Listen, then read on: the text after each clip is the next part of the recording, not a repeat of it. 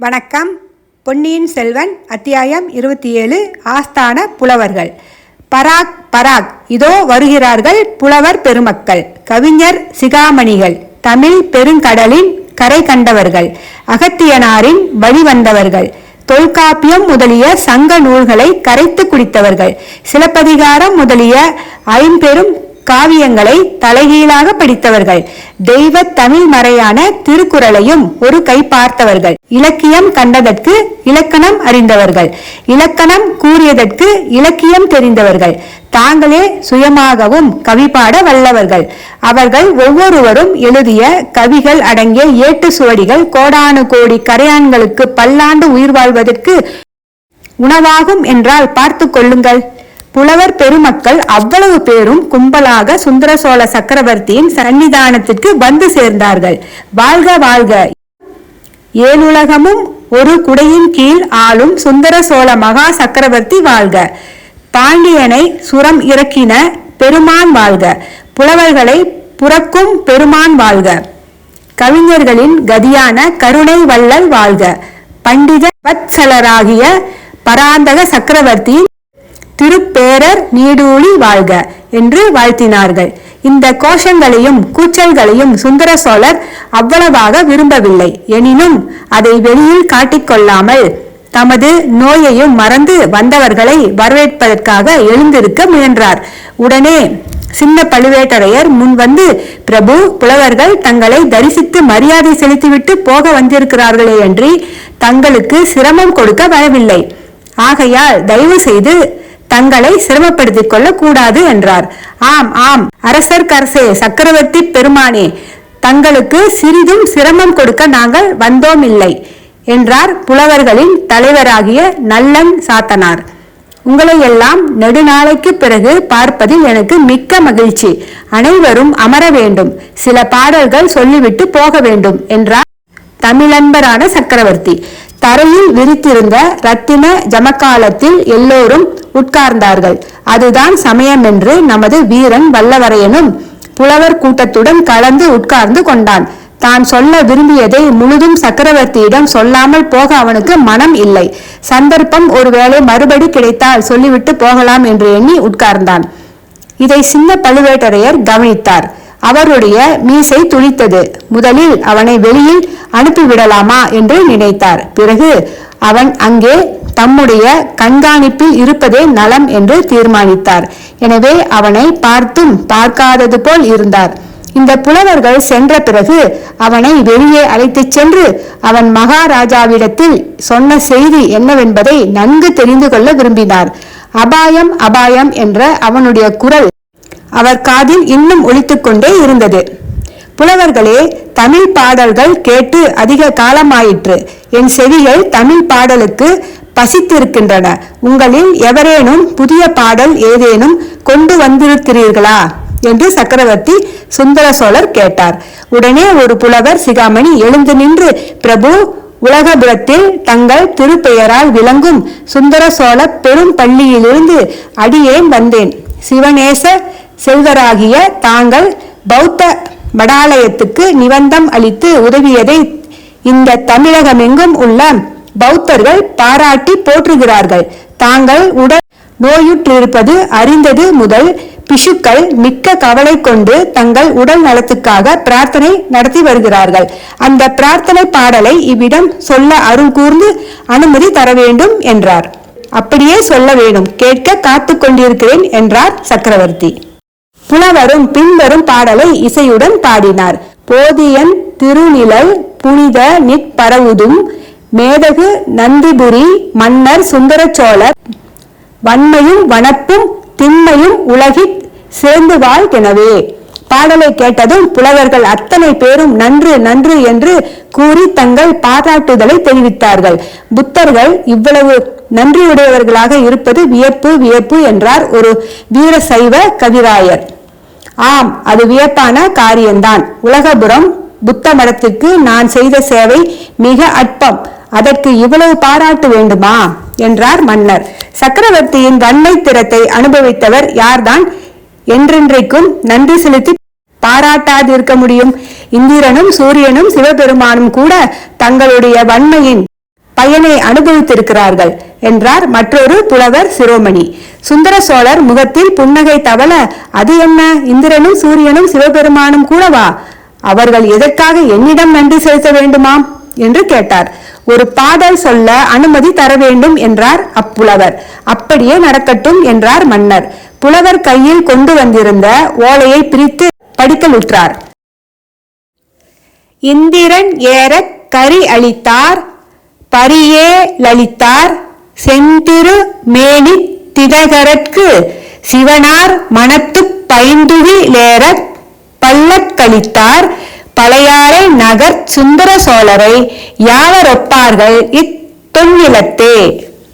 பாடலை புலவர் படித்து முடித்ததும் சபையில் இருந்த மற்ற புலவர்கள் எல்லாரும் சிறக்கம்ப கரக்கம்பம் செய்தும் ஆகாகாரம் செய்தும் நன்று நன்று என்று கூறியும் தங்கள் குதூகலத்தை வெளியிட்டார்கள். சுந்தர சோழர் முகமலர்ச்சியுடன் இந்த பாடலின் பொருள் இன்னதென்பதை யாராவது விளக்கி சொல்ல முடியுமா என்றார். ஒரே சமயத்தில் பலர் எழுந்து நின்றார்கள்.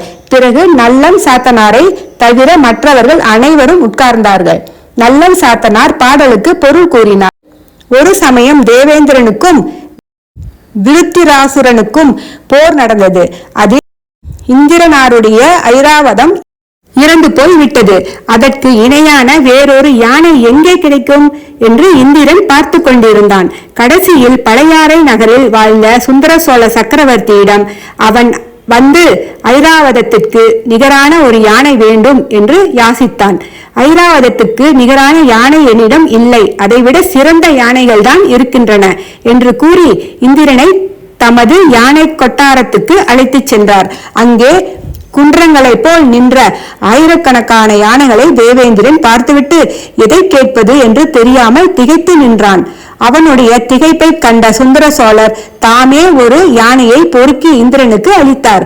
அந்த யானையை எப்படி அடக்கி ஆளப்போகிறோம், நம் வஜ்ராயுதத்தினால் கூட முடியாது என்று பீதி இந்திரனுக்கு உண்டாகி விட்டதை கவனித்து வஜ்ராயுதத்தை விட வலிமை வாய்ந்த ஓர் அங்குசத்தையும் அளித்தார். பின்னர் ஒரு காலத்தில் செங்கதிர் பரப்பி உலகுக்கெல்லாம் ஒளி தரும் சூரிய பகவானுக்கும் ராகு என்னும் அரக்கனுக்கும் பெரும் போர் மூண்டது. ராகு தினகரனை விழுங்க பார்த்தான், முடியவில்லை. தினகரனுடைய ஒளி அவ்விதம் ராகுவை தகித்து விட்டது. ஆனால் சூரியனுடைய தேரில் பூட்டிய குதிரைகள் ஏழும் ராகுவின் காலகோடி விஷத்தினால் தாக்கப்பட்டு இறந்தன. சூரியன் தன் பிரயாணத்தை எப்படி தொடங்குவது என்று திகைத்து நிற்கையில் அவனுடைய திக்கற்ற நிலையை கண்ட சுந்தர சோழர் 7 புதிய குதிரைகளுடன் சூரிய பகவானை அணுகி ரதத்தில் இந்த குதிரைகளை பூட்டிக்கொண்டு சென்று உலகத்தை உய்விக்க வேண்டும் என்று கேட்டுக்கொண்டார். தன் குலத்தில் வந்த ஒரு சோழ சக்கரவர்த்தி இவ்விதம் சமயத்தில் செய்த உதவியை சூரியனும் மிக மெச்சினான். பின்னர் சிவபெருமானுக்கும் பார்வதி தேவிக்கும் கைலையங்கிரியில் திருமணம் நடந்தது. பெண் வீட்டார் கல்யாண சீர்வரிசைகளுடன் வந்திருந்தார்கள். ஆனால் பல்லக்கு கொண்டு வர தவறிவிட்டார்கள். ஊர்வலம் நடத்துவதற்கு எருது மாட்டை தவிர வேறு வாகனம் இல்லையே என்று கவலையுடன் பேசிக்கொண்டார்கள். இதை அறிந்த சுந்தர சோழ சக்கரவர்த்தி உடனே பழையாறை அரண்மனையிலிருந்து தமது முத்து பல்லக்கை கொண்டு வர சொன்னார். பயபக்தியுடன் சிவபெருமான் திருமணத்துக்கு காணிக்கையாக அப்பல்லக்கை அளித்தார். அப்படிப்பட்ட சுந்தர சோழ சக்கரவர்த்திக்கு உவமை சொல்லக்கூடியவர்கள் இந்த விரிந்து பரந்த அலைகடல் சூழ்ந்த பெரிய உலகத்தில் வேறு யார் இருக்கிறார்கள்? இதையெல்லாம் கேட்டுக்கொண்டிருந்த சுந்தர சோழ சக்கரவர்த்தி களீர் என்று சிரித்தார். நோயின் வேதனையினால் நெடுநாள் சிரித்தறியாத சக்கரவர்த்தியின் சிரிப்பு அவருடைய இணைப்பிரியா பத்தினியான மலையமான் மகள் வானவன் மாதேவிக்கு, தாதியார்களுக்கும் அரண்மனை வைத்தியருக்கும் கூட சிறிது உற்சாகத்தை அளித்தது. கோட்டை தளபதி சின்ன பழுவேட்டரையர் இத்தனை நேரமும் நின்று கொண்டே இருந்தவர் சக்கரவர்த்தியை கை கூப்பி வணங்கி, பிரபு, நான் பெரிய தவறு செய்துவிட்டேன், பிழை பொறுத்து மன்னிக்க வேண்டும் என்றார். ஆ, தளபதியா பேசுகிறது? நீர் என்ன பிழை செய்தீர்? எதற்காக மன்னிப்பு? ஒருவேளை இந்திரனுக்கு நான் அளித்த வெள்ளை யானையையும் சூரியனுக்கு அளித்த குதிரைகளையும் திரும்ப பறித்து கொண்டு வந்து விட்டீரோ? சிவபெருமானிடமிருந்து சிவிகையையும் பிடுங்கிக் கொண்டு வந்துவிட்டீரோ? செய்யக்கூடியவர்தான் நீர் என்று சுந்தர சோழர் சொல்லி மீண்டும் சிரித்ததும் சக்கரவர்த்தியுடன் சேர்ந்து புலவர்களும் சிரித்தார்கள். எல்லாரையும் காட்டிலும் அதிகமாக வந்தியத்தேவன் சிரித்தான். அதை சின்ன பழுவேட்டரையர் கவனித்து அவனை நோக்கி கடுமையாக ஒரு பார்வை பார்த்தார். உடனே சக்கரவர்த்தியின் பக்கம் திரும்பி பார்த்து கூறினார், அரசர்க்கரசே, நான் செய்த பிழை இதுதான். இத்தனை காலமும் நான் இவர்களை போன்ற புலவர் சிகாமணிகளை தங்களிடம் வர ஒட்டாமல் தடை செய்து வைத்திருந்தேன். அரண்மனை மருத்துவர் சொற்படி செய்தேன். ஆனால் இப்போது அது பிழை என்று உணர்கிறேன். இந்த புலவர்களின் வரவினால் தங்கள் முகம் மலர்ந்தது. இவர்களுடைய பேச்சை கேட்டு தாங்கள் வாய்விட்டு சிரித்தீர்கள். அந்த குதூகல சிரிப்பின் ஒளியை கேட்டு உடைய பிராட்டியின் பட்டத்து அரசியை உடைய பிராட்டி என்று குறிப்பிடுவது அக்காலத்து மரபு.